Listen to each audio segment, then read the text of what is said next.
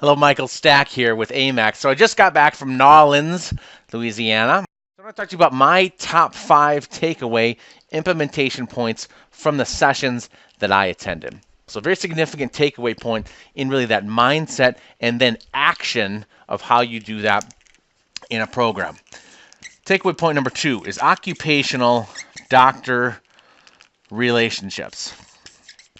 So occupational doctor relationships. This was a very dramatic point and dramatic example given by Lori English from Excella Health, another Teddy Award-winning presentation. So obviously they're a healthcare provider. The biggest challenge that they had was all of their injured workers going to the emergency room to see non-occupational doctors.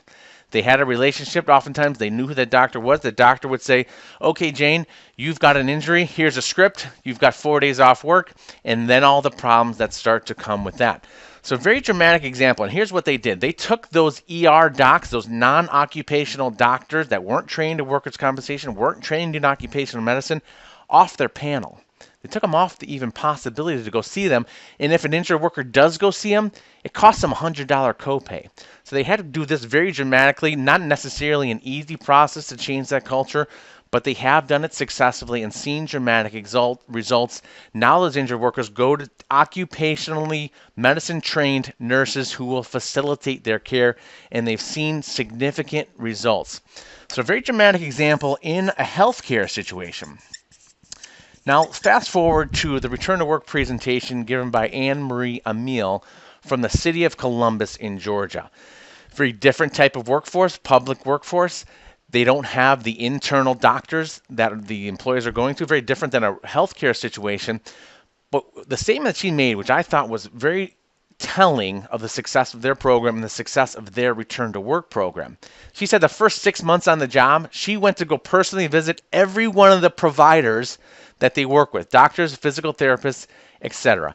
Talk to them about their program, talk to them about the expectations, talked about how they can work together as a partner to return those injured employees back to work to heal rather than keeping them off to heal before they return to work. That dramatic mindset, and that was done by those face-to-face individual meetings. She spent that first 6 months on the job, and then they saw that dramatic success and those dramatic results.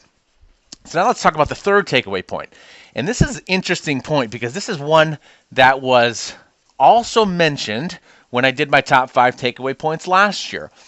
And Carol Russo from Barnabas Health, Jennifer Sadie from American Airlines, both mentioned this concept of weekly meetings, weekly claims meetings, as a key to success in their programs. The presentations from this year's Teddy Award winners, Danielle Hill from Hampton Roads Transit, Jennifer Massey from Harder Mechanical Contractors, and Lori English from Excella Health, all talked about this idea of regular claims meetings. And here's the takeaway. If all these award-winning programs are using and leveraging this concept to win these awards, probably something to think about implementing in your program or refining in your program if it's something that you're doing or maybe just not doing as well as you possibly could. And here's the takeaway here of really how to get this started.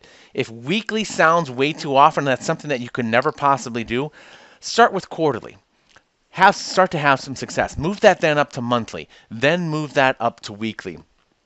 You're talking about in these meetings where these claims are, how to work together towards a positive outcome and a positive resolution in each one of these individual claims. As the great Zig Ziglar said, you don't have to be great to start, but you do have to start to be great. Point number 4. This comes from Dr. Jacob Lazarevic and Stuart Colborn.